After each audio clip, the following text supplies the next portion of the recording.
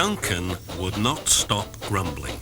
He grumbled that he wasn't polished enough. He grumbled that he was overworked. Most of all, he grumbled about the passengers. "I'm ashamed of you, Duncan," said Skarloey. "Thank goodness Rheneas is coming home soon. Perhaps he'll teach you some sense before it's too late." "What has Rheneas to do with me?" "Rheneas saved our railway," replied Skarloey. "Please tell us about it," said Peter Sam. "Well," began Skarloey, "it was before you came here. Things were bad. Rheneas and I had to keep the trains running, or our railway would have to close." "How awful," murmured Peter Sam. "I tried hard," continued Skarloey, "but my old wheels ached. Rheneas understood. 'It's my turn now,' he'd tell me. He was often short of steam, but he always struggled to a station and rested there. 'I mustn't stop between stations,' he'd say. 'The passengers wouldn't like it.'" "Sure," huffed Duncan. He had stopped on a viaduct and hadn't cared at all. "Passengers," continued Skarloey, "get cross if you stop at the wrong places. Rheneas stopped in a wrong place once, and this is what happened.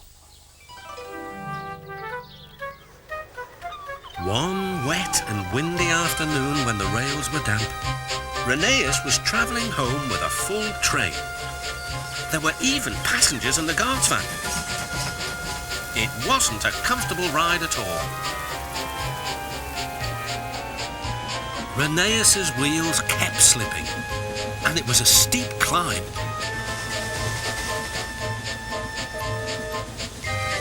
At last, his wheels gripped the rails again. The worst is over, he thought. Now we're away. But they weren't. "Ah! I've got cramp!" he groaned. And Rheneas stopped on the loneliest part of the line. His driver examined him carefully. "Your valve gear has jammed. We need to reach the next station. Do you think you can still get us there?" "I'll try," replied Rheneas.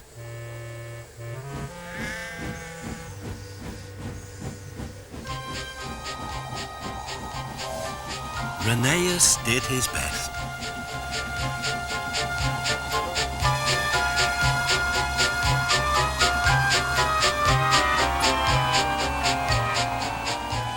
"If I fail," he thought to himself, "the passengers will be cross and the railway will close."